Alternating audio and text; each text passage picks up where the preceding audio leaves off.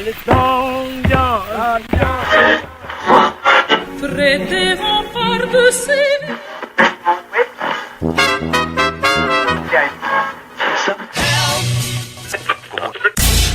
Trazos.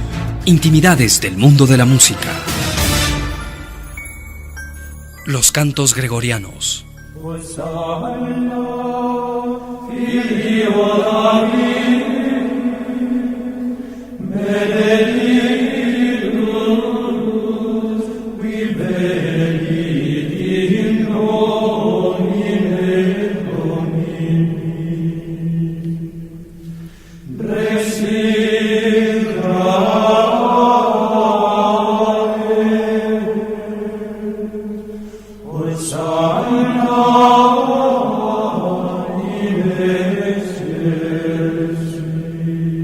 Plegarias cantadas desde tiempos inmemoriales. Los cantos conocidos como gregorianos no son obra de un solo hombre ni de una sola generación. Poco sabemos de su origen. Apenas conocemos unos cuantos manuscritos anteriores al siglo IX. Su nombre viene del Papa Gregorio I. Según su biógrafo, él es el autor y compilador de estos cantos, pero ese es un dato inexacto. Según se ha demostrado, Gregorio I no sabía nada de música. Su lengua es el latín, son monódicos, lo entonan sin acompañamiento muchas voces, como si fueran una sola. La resonancia de los cantos gregorianos reavive el antiquísimo sentido de lo sagrado en propios y extraños.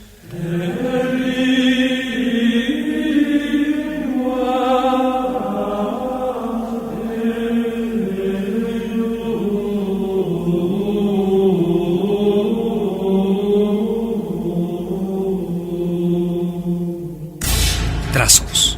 Intimidades del mundo de la música. Un aporte de Visa, Banco Internacional. Diego Oquendo le dice buenos días con la mejor información. 7:35. El programa Buenos Días de Radiovisión quiere invitar a usted de la manera más cordial, más respetuosa, a un diálogo personal con el señor economista Abelardo Pachano Bestero, presidente ejecutivo del Produbanco y un hombre con gran capacidad de análisis de los temas políticos, económicos, sociales. En Buenos Días, el protagonista. Con el auspicio de... Hazle caso a tu corazón antes que sea tarde. Consulta a tu médico. Un mensaje de Maxepa. Petrobras, Energía, Ecuador. El programa Buenos Días recibe con enorme interés, con vivo respeto al señor economista Pachano, noble amigo de esta casa de muchos años, aparte una línea de mutuo respeto y de gran independencia.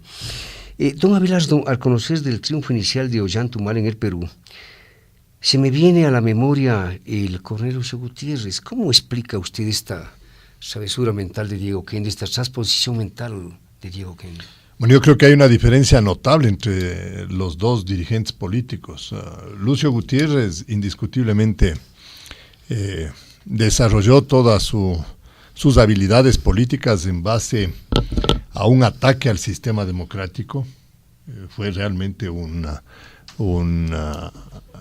de los causantes del quiebre del régimen democrático el 21 de enero del año 2000, y en ese sentido aprovechó todo el descontento nacional y unido a la izquierda, a la izquierda clásica ecuatoriana, izquierda entre comillas, ¿no? Sí, claro. Con esa izquierda y con el movimiento indígena logró realmente convencer a una parte del electorado ecuatoriano. En el caso de Ollanta-Humala, yo creo que la situación es un tanto distinta. Ollanta-Humala es un guerrero, es un nacionalista in extremis, un fundamentalista y más que eso, un hombre de ideas violentas, un hombre que amenaza no solo dentro de su país a distintos dirigentes y a distintas comunidades peruanas, sino que amenaza a los países vecinos.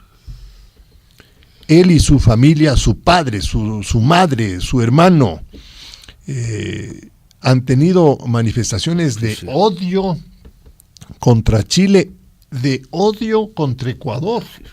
Es un peligro. Ollanta Humala es un peligro. Él representa esa, yo diría, superada izquierda malentendida en América Latina, que asentaba sus, yo diría, sus principales concepciones políticas en la creación de una idea de revolución sobre la base de hacer correr sangre de aquellos que no comparten el punto de vista del gobierno. El economista Pachano se ha referido a los familiares de Ollanta Humala, su padre Isaac, uno de sus hermanos Antauro, el otro Ulises, cada uno de ellos en realidad con un discurso violentista. La madre de Ollanta Humala, esta dama, esta señora, hablaba de fusilar a todos los homosexuales, Claro. de fusilar a todos los homosexuales.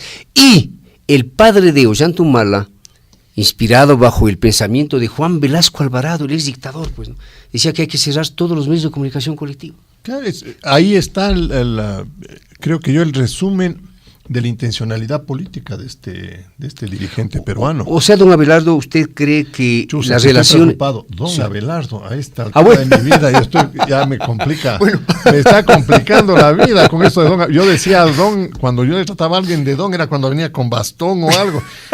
Voy a tener que pedir algo, mi sombrero especial y todo. Su mocora, Claro, mi bueno. mocora o algo. Abelardo, o sea que las relaciones entre el Ecuador y el Perú pueden alterarse de alguna manera ante un triunfo definitivo del coronel Humala. Ah, no, por supuesto. Yo no creo, no solo las relaciones de Ecuador con Perú. Humala ha dicho que ese kilómetro cuadrado simbólico que nos dieron, Tiwins. que en Tiwinsa, y el acceso libre y soberano de naves ecuatorianas a navegar en el Amazonas son dos atentados contra los derechos peruanos. Pero no será solamente cuestión de campaña electoral, No, Abelardo. Diego, yo creo que a esto hay que tomarle con mucha seriedad. Es un tema que va tomando cuerpo y que indiscutiblemente dentro de los procesos democráticos de América Latina luego les piden cuentas a los gobernantes, y con justa razón. Cuando alguien gana en un proceso democrático, lleva consigo lo que yo llamo el capital político.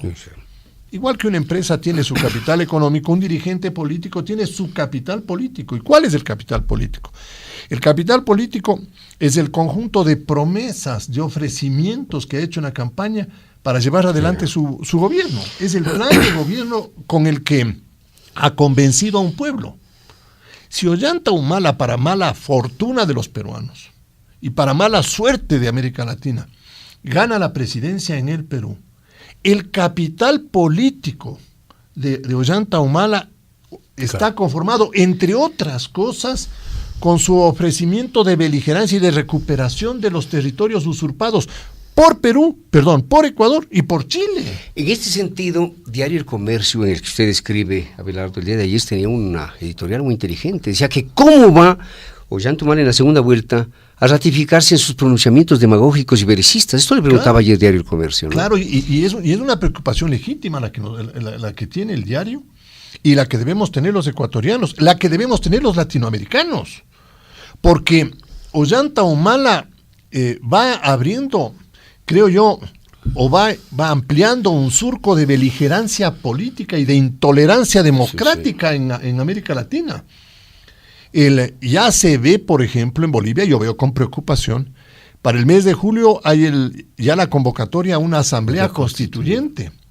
Y como van las cosas, el presidente Evo Morales tiene la posibilidad de repetir el esquema que se impuso en Venezuela. Déjeme decirle que en estos momentos Evo Morales tiene el 80% de la aceptación popular. El 80% de la aceptación popular. Y es que en ese sentido, Bolivia, si bien no tiene la cantidad de recursos de los que dispone Venezuela, sí está en una situación económica cómoda, porque tiene petróleo, tiene gas, tiene estaño, los productos agrícolas que exportan, entre otros la soya, todos están con precios en los mercados internacionales sumamente elevados. Entonces, las condiciones económicas básicas en las que se desarrolla Bolivia son bastante estables y eso le da un ambiente, una plataforma de desarrollo político al presidente Morales realmente buena. Hemos querido iniciar este diálogo con Abelardo Pachano con temas de política internacional, pero usted habla del capital político y quisiera tocar el tema político nacional. Economista como es usted, hombre de la banca, que hace cálculos anticipados, ¿tendrá ya su preferencia electoral presidencialista en el caso ecuatoriano? A ver. Yo creo, Diego, yo creo que como están dadas las condiciones y todo, el binomio de Roldós con Ramiro González es un binomio que sí le lleva a uno a tener una esperanza. Y un cierto grado de confianza, ¿no? Claro, sobre lo que podría ser un gobierno serio, un gobierno estable, un gobierno en donde volvamos a recuperar los ecuatorianos el respeto, uno, a la Constitución, dos, al sistema en sí mismo democrático, y que tengamos nosotros un ambiente político mediante el cual las actividades económicas, las actividades sociales se puedan desarrollar para bien de todos nosotros. De tal manera que yo digo, Diego, estos procesos democráticos siempre tienen un reto adelante, siempre hay un grado de incertidumbre en todos los ciudadanos, y yo creo que nosotros no escapamos a eso.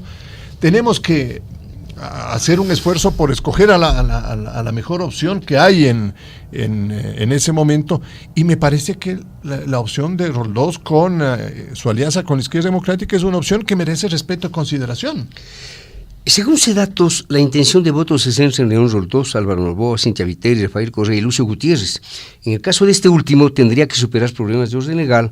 Sin embargo, en una papeleta simulada, según dato, habría obtenido el tercer lugar. Más allá de lo que usted ha manifestado, ¿el panorama es tranquilizador?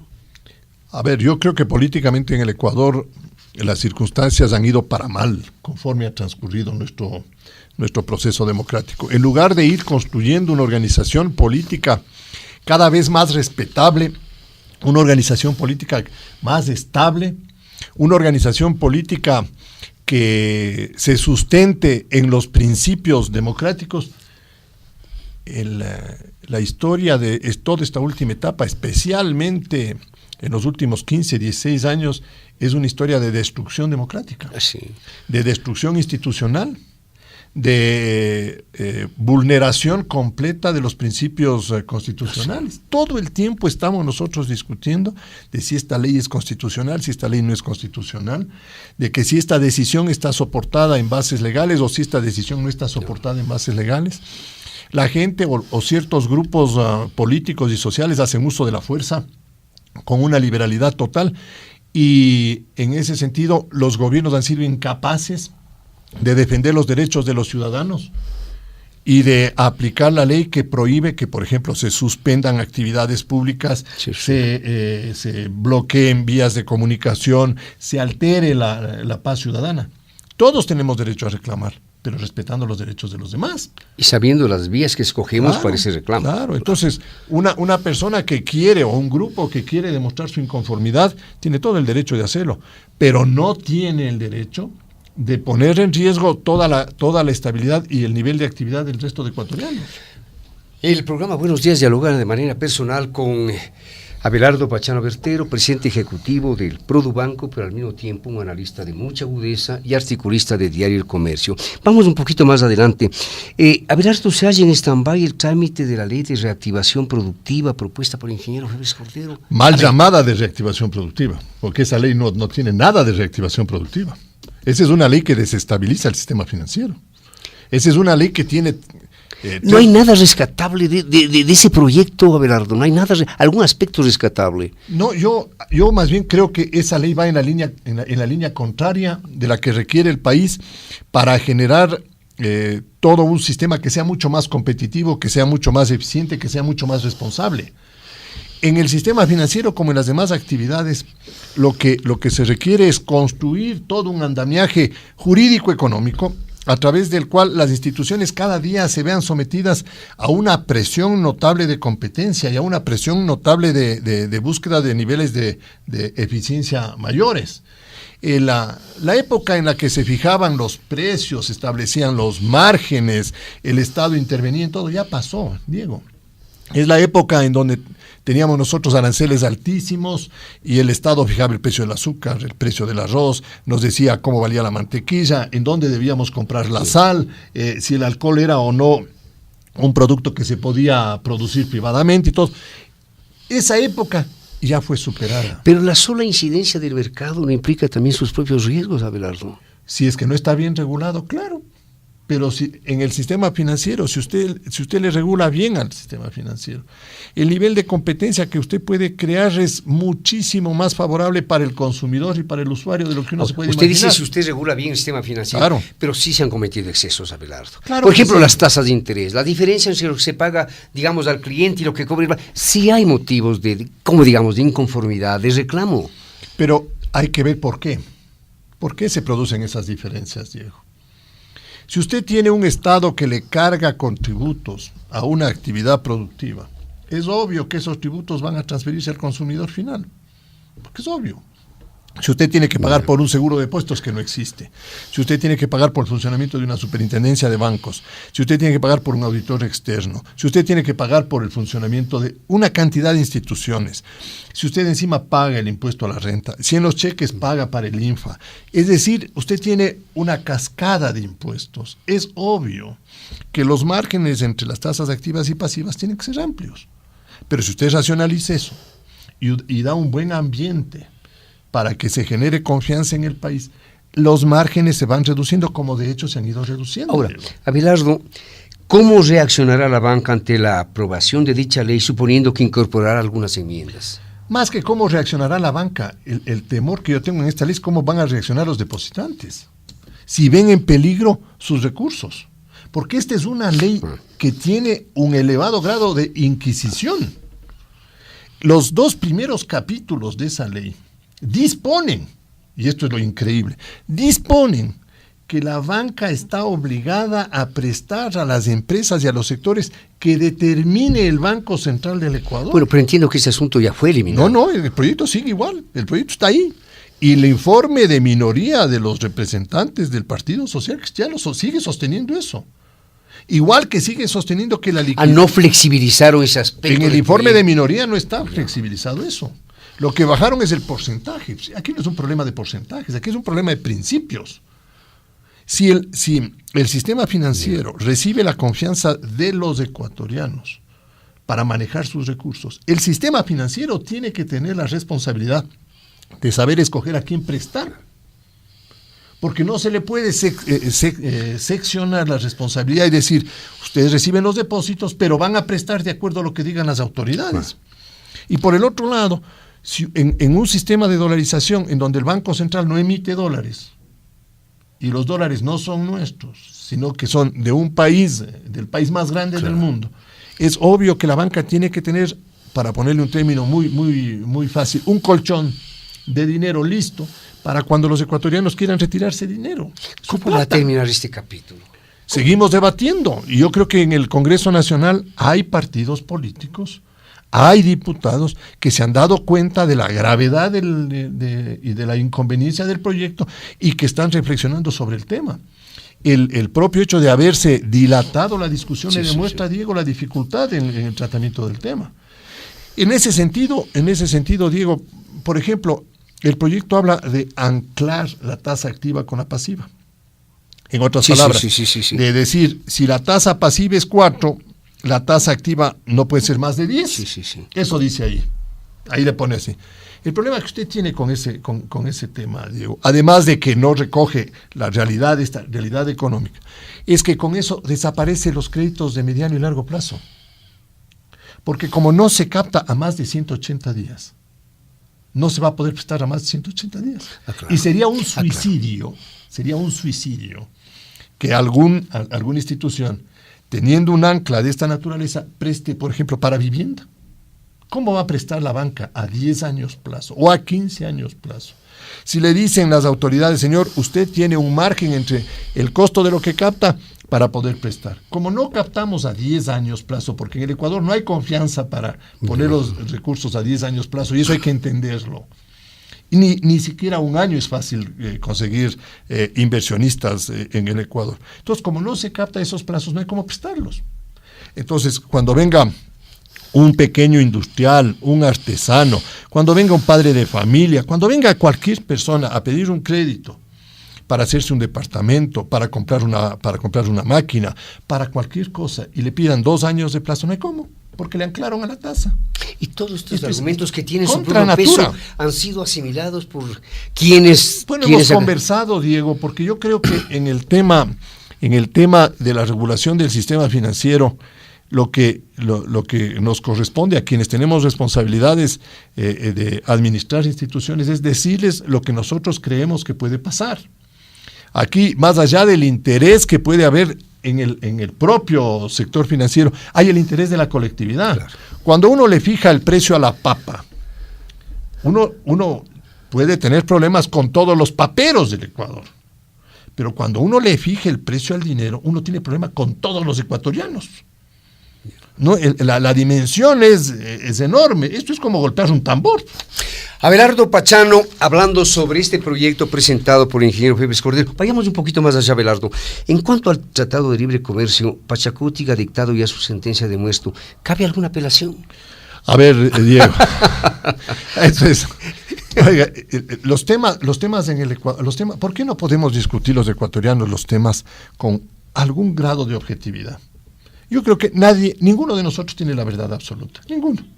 Creo que debemos aprender a ser humildes en ese sentido y no dar cátedra o no dictar cátedra. Exacto. Pero sí estar dispuestos a escuchar opiniones y a discutir ideas y no a banalizar los temas. ¿Qué es el TLC? El TLC no es otra cosa que un instrumento más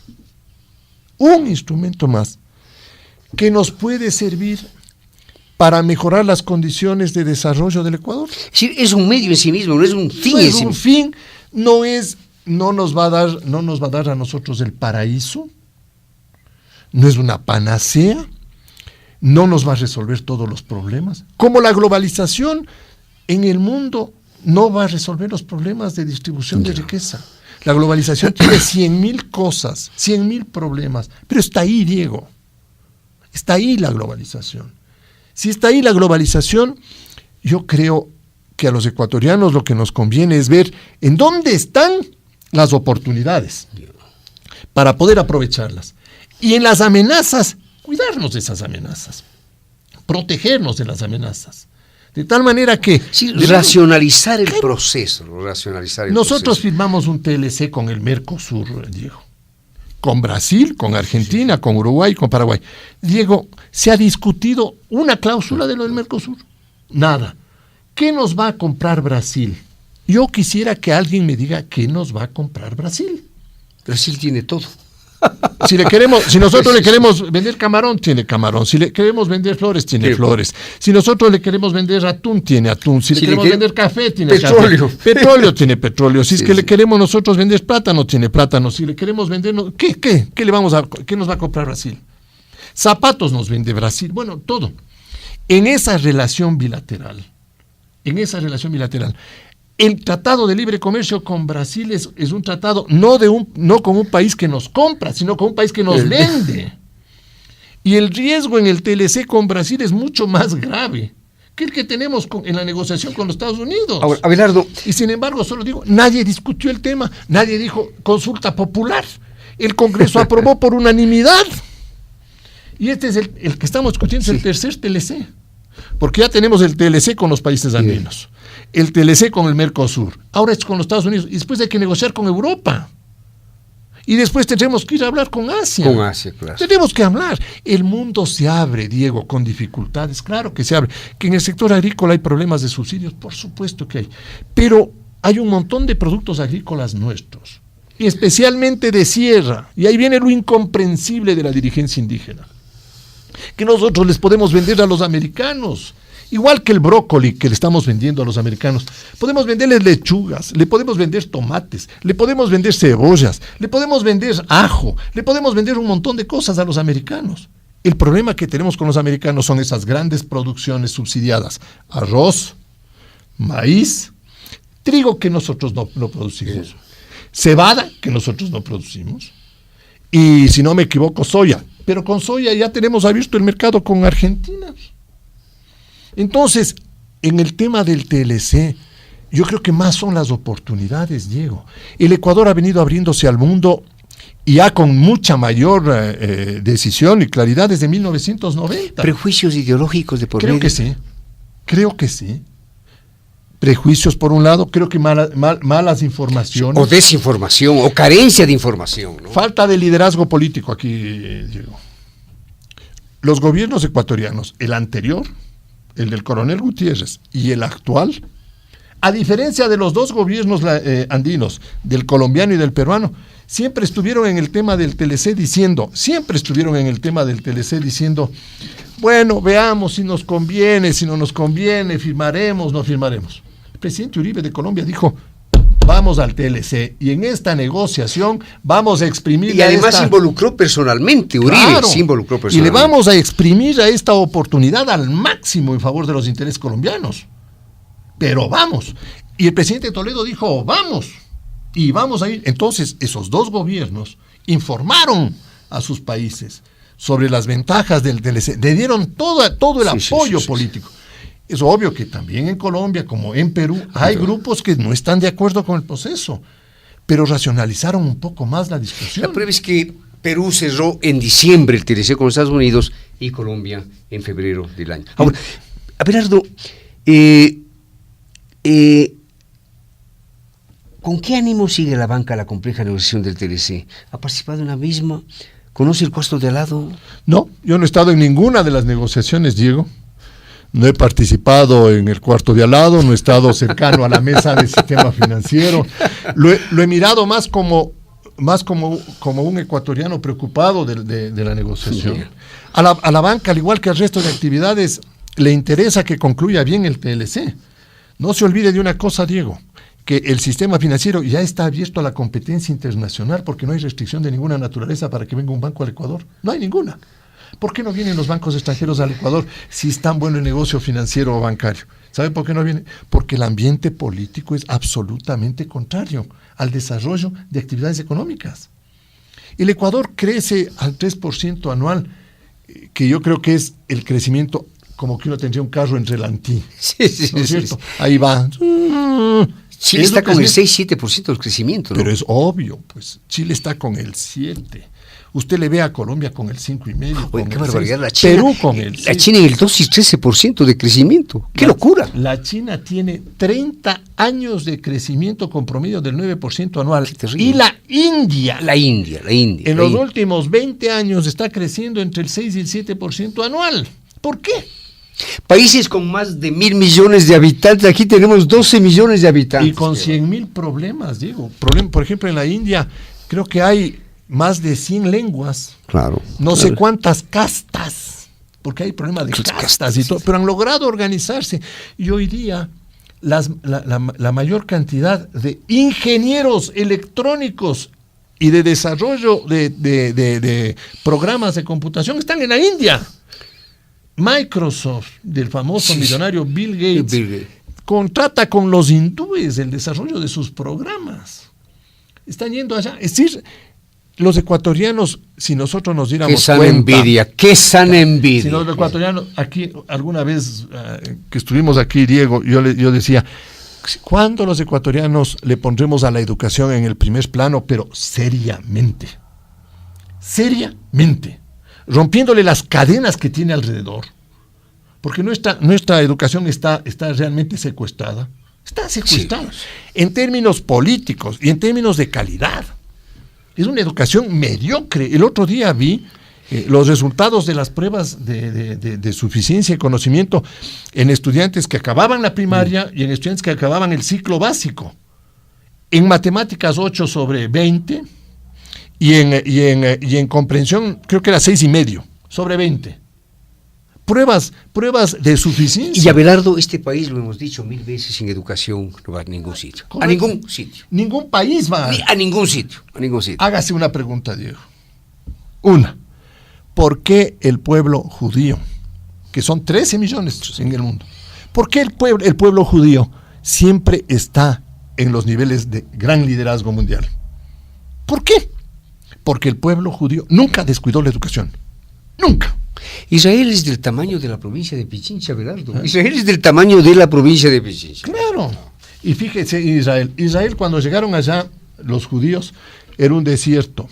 Y hoy día es el principal abastecedor de frutas de Europa.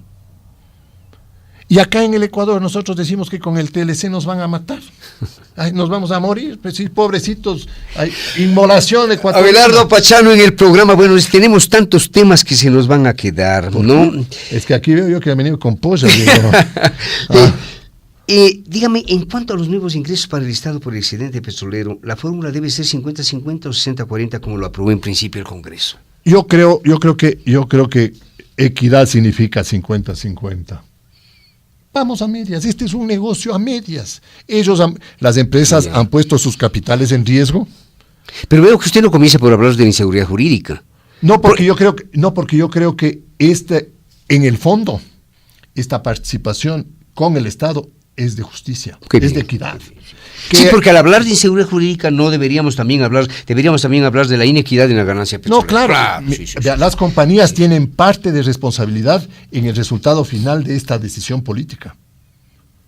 Porque ellas debían haber atendido el requerimiento que le hizo el gobierno. Claro, un gobierno débil, un gobierno frágil, un gobierno también carente de gestión. Y obviamente les dijo, renegociemos los contratos, y ellas se pusieron con una rémora, ¿no? Sí. Moviéndose paquidérmicamente. Sí. Entonces vino la reacción que tenía que venir. En Venezuela renegociaron los contratos. En Bolivia van a renegociar los contratos. En varias partes del mundo han renegociado los contratos. Es cuestión de equidad, ¿no? Diego, eso se cae por su propio peso. Qué bien escucharle esto, es que eso se cae por el gran argumento es peso. es que se cree inseguridad jurídica y el término y la cuestión de la equidad. Bueno, cerremos, verá, yo escribí una columna. Sí. Hay un contrato, el de Encana. ¿Por qué Encana no tiene problemas? Porque el 50% ya lo está entregando. Porque hay una clausulita en Encana en donde dice si el precio es superior a $17, vamos a medias. Así dice de simple. Yo lo que decís, ¿para qué se quieren traer franceses, rusos, americanos, técnicos para ver los contratos? Pongan esa cláusula en todos. Punto. Pero se niegan, se frenan y todo. Yo creo en un sistema de mercado, pero yo creo en un sistema de mercado responsable. Ahora, por el otro lado, si le vamos a dar ese 50% al Estado, por Dios, no sigamos dilapidando esa plata como hemos dilapidado la plata del petróleo de los últimos 5 años. Que no se convierte en gasto corriente, ¿no? Que no se convierte en gasto corriente. En el Observatorio Fiscal, Diego, se hizo un trabajo. La Secretaría Técnica del Observatorio Fiscal hizo un trabajo. Y en estos últimos 5 años, el Ecuador recibió, comparativamente con los 5 últimos años de la década de los 90, 10.600 millones más de dólares en petróleo. Y no sabemos en qué se gastó. Abelardo, una última cosa. Si en su decisión estaría resolver lo de la empresa Oxy, ¿cómo lo resolvería? ¿Yo? Sí. A ver, yo creo que... ¿Declararía la caducidad, Abelardo? Yo creo que para tener argumentos que me lleven a la caducidad, debería primero empezar por reconocer que se le hizo un daño al Estado Nacional. Es decir, que la Oxy tomó una decisión que le perjudicó al Estado ecuatoriano. Que no solo violentó el contrato, sino que le perjudicó al Estado ecuatoriano. Y desde el punto de vista económico no hay ningún daño al Estado ecuatoriano porque el programa de inversión del Occidental se ha cumplido. Y se ha cumplido de acuerdo a los términos que están establecidos, a los compromisos. Y desde el punto de vista jurídico, el hecho de que haya o no vendido los derechos es un tema todavía que está en grises ahí. Uno no tiene esa cosa. No se tiene la cosa clara.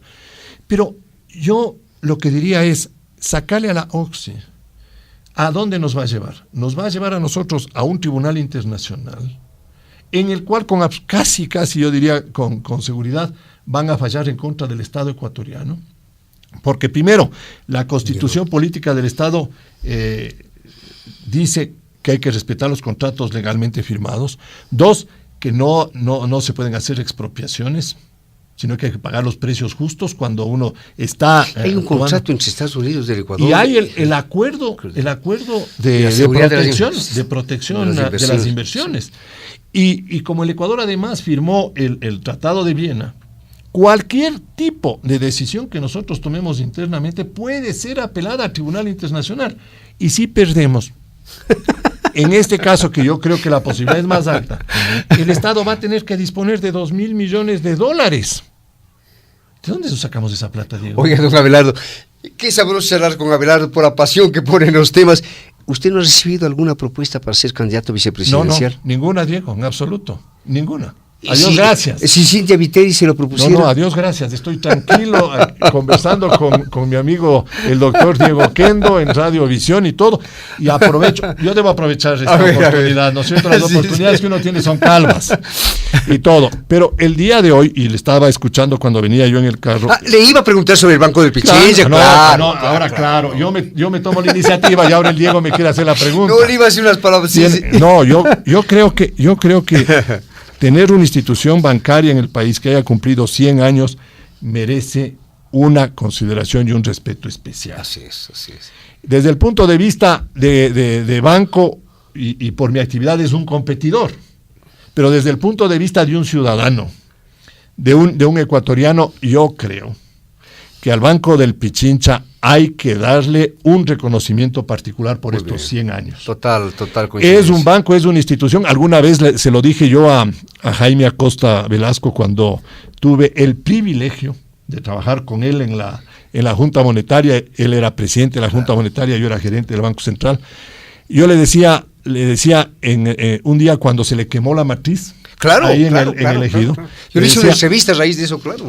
Y había un poco la idea y el temor de que al día siguiente los clientes del Banco Pichincha iban a retirar los dineros. Por estampida. Entonces era una cosa terrible. Y no se produjo, pues, la confianza en el banco. No pasó nada. Y yo le decía a Jaime Acosta, vea, Jaime, lo que pasa es que usted maneja una mole financiera. Una roca financiera. La credibilidad, ¿no? Claro, la credibilidad. La familia Acosta ha sido una familia dedicada al banco. Intachable. Vinculada. Pero no. Don Jaime Acosta decía, pues, banquero, solo banquero. Decía. Banquero, solo banquero. Así es. Entonces, me parece, y creo que es mi obligación dejar constancia, a nombre mío personal, a nombre de la institución que represento, de nuestra felicitación al Banco del Pichincha por sus 100 años, y de recordarles a los ecuatorianos que sí hay cosas buenas en el país. Desde luego. Desde luego. Este año. Diario El Comercio. 100 años. Sí. Qué maravilla. Sí. Un acontecimiento excepcional. Haciendo historia en América Latina. Sí. Ahora el Banco del Pichincha. 100 años del nacimiento de Galo Plaza. Sí. Volviendo a recordar a ese gran líder, a ese gran demócrata. No faltará algún pícaro que diga, y próximamente 100 años de Abelardo Pachano y Diego Kendo. Claro, puede ser, sumando la edad de los dos, sí, porque son 60 tuyos y 40 míos.